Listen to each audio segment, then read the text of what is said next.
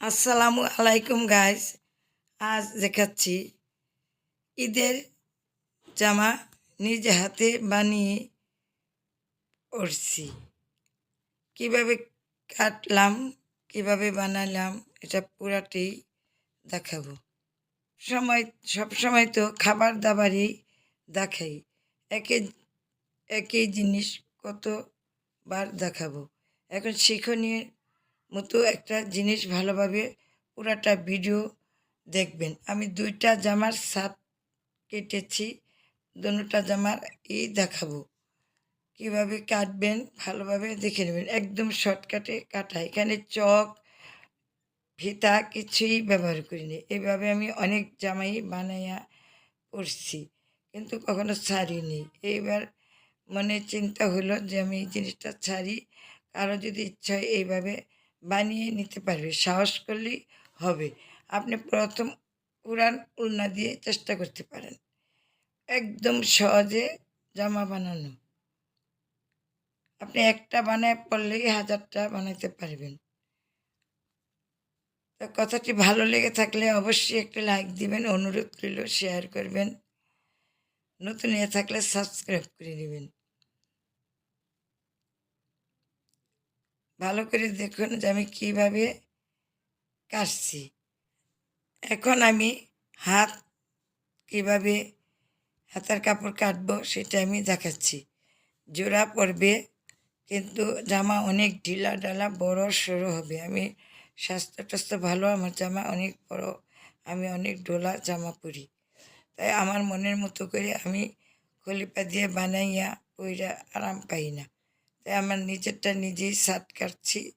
আমার পরিচিত একজন লোক আছে, তারে দিয়ে আমি সেলাই করে আনাইব, কিন্তু কীভাবে সেলাই করবো তার আমি ভালোভাবে বুঝিয়ে দেব, ওটাও আপনাদেরকে দেখাবো।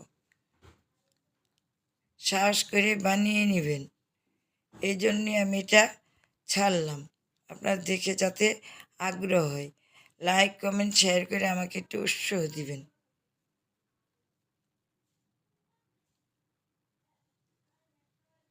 আড়াই গজ কাপড় দিয়ে আমার বড় একটা জামা, অথচ হাত টাত অনেক সুন্দর করে বানিয়ে নিয়েছি।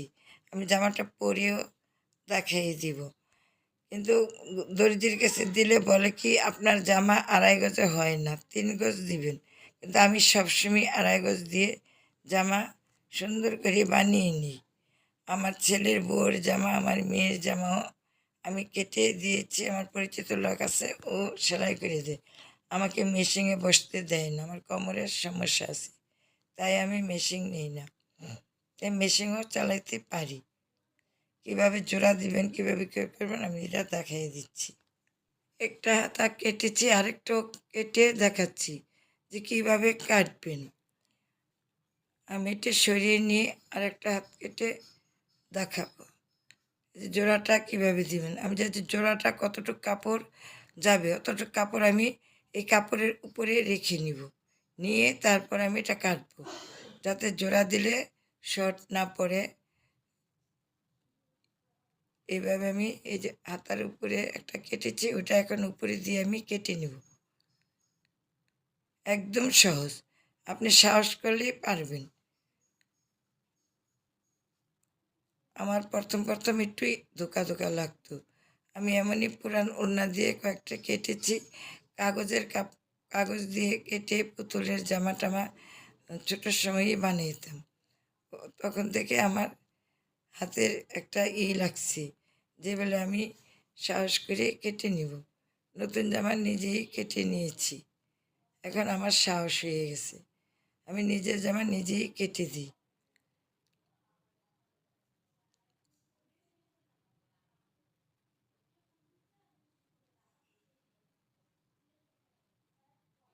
আর একটু কেটে নিলাম।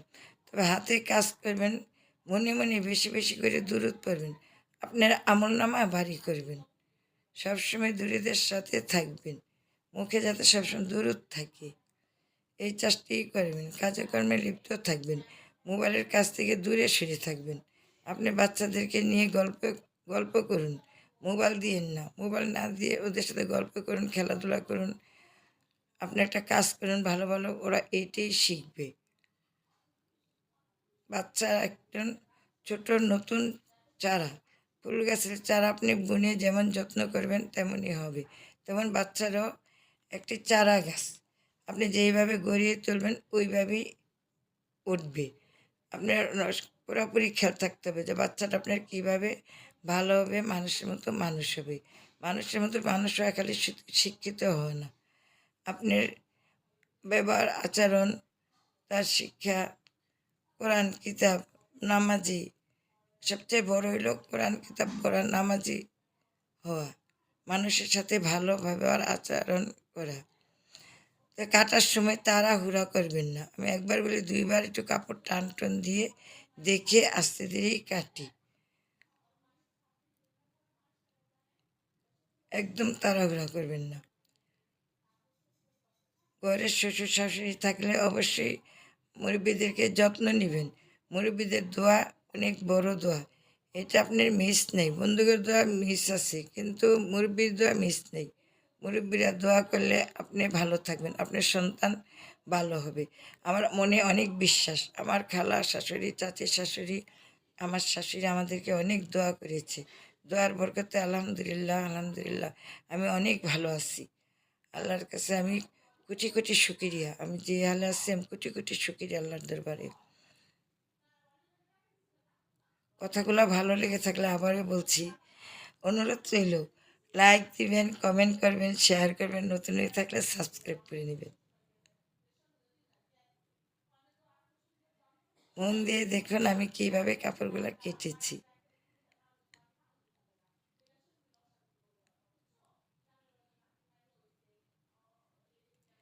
দেখেছেন আমি যে কাপড়টা কেটে নিচ্ছি, এই কাপড়টা কোথায় কোথায় কেমনে লাগিয়েব ওটাও কিন্তু দেখিয়ে দিয়েছি। এই পাইটটাতে কাপড় কেটে আমি এটা ভালোভাবে লাগিয়ে নিব। আপনি যেভাবে চান ডিজাইন করতে আপনি ডিজাইন করতে পারবেন, আপনার মনের মতো করে আপনি গলা হাত সুন্দরভাবে দিতে পারবেন। এখন দুইটা গলাতে আমি একসাথেই কাটছি, পিছনের গলাটা গোল গলা, আমি একটা কাপড় সরাই নিচ্ছি। এখন সামনে আমি পান গলা দিব, এটা আমি একটা কাগজ দিয়ে কেটে নিয়েছিলাম, ওটা দিয়ে আমি ভালোভাবে কেটে নিচ্ছি। আমার নাতিটা অনেক দুষ্টামি করছে, এই জন্য আমার একটু ডিস্টার্ব হচ্ছে। আমার খুব ঠান্ডা লেগেছে তাই গলাটা বসে গেছে, কথা সুন্দর মতো বুঝতে না পারলে মনে কিছু নেবেন না। একটু টান টান করে ভালোভাবে বিছিয়ে নিছি। আমি কাগজটা কেটে নিয়েছি যাতে গলাটা কাটতে একদম সহজ হয়ে যায়।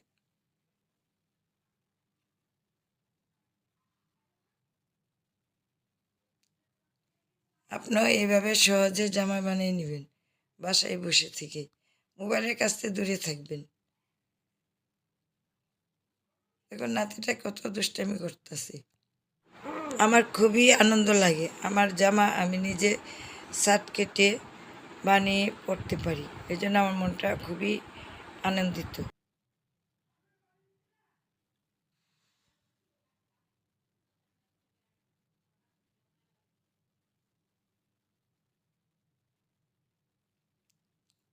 কেটে নিয়েছি, দেখলাম কাটাটা ঠিক আছে কিনা, কাপড়ের সাথে মিলে আবার দেখলাম।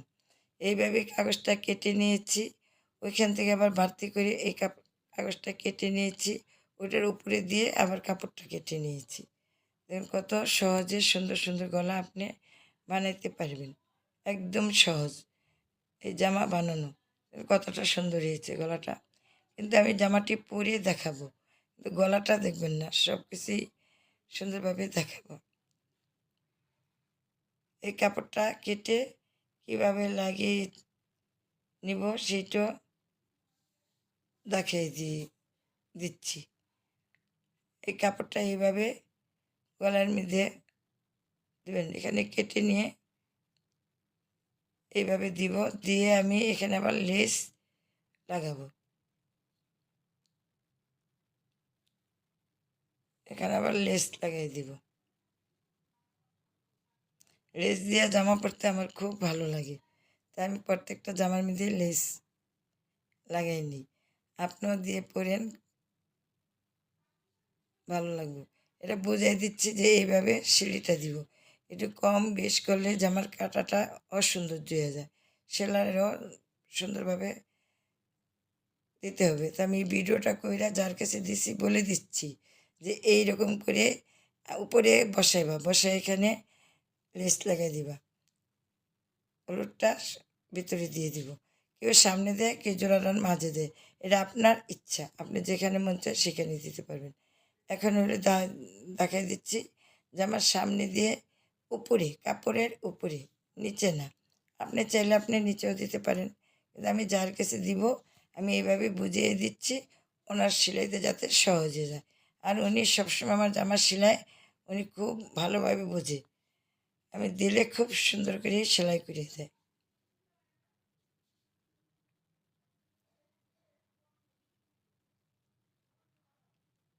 আমি বুঝিয়ে দিয়েছি, ওনার কাছে ভিডিওটা পাঠাই দিব, কাপড়গুলি পাঠাই দিব, উনি সেলাই করে সুন্দর করে রেখে দেবে। ঈদের মধ্যে আমি বাসায় গিয়ে পরব।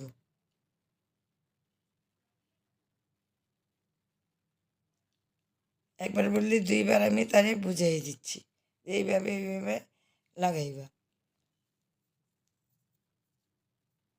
এখানে জোড়া দিয়া টাক দিয়া আমি সেলাই করে করছি, আমি বলে দিলাম যে এখানে তুমি মেশিনের সিঁড়ি দিয়ে নিও, ছোট করে সাদা অংশের কাপড় যাতে ভিতরে থাকে। সিঁড়িটা ছোট করে দিতে বলছি কারণ এখানে কাপড়টা পায়ের আছে, তাই। এখন আমি দোনোটা জামাই ঈদের মধ্যে আইসা পরছি, আপনাদেরকে দেখাচ্ছি। দেখুন হাতের মধ্যে লেস লাগিয়েছি, নিচে লেস দিয়েছি।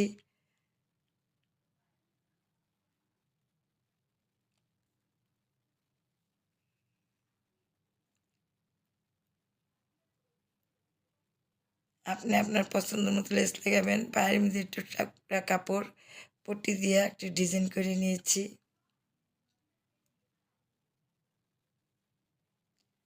অনুরোধ রইল বেশি বেশি করে শেয়ার করবেন যাতে সবাই শিখতে পারে। আরেকটাও দেখুন বানিয়েছি, পরে দেখাই দিচ্ছি। তা ভালো থাকবেন, সুস্থ থাকবেন, এই কামনাই করি। আবার দেখা হবে নতুন কোনো রেসিপি নিয়ে। আল্লাহ হাফেজ।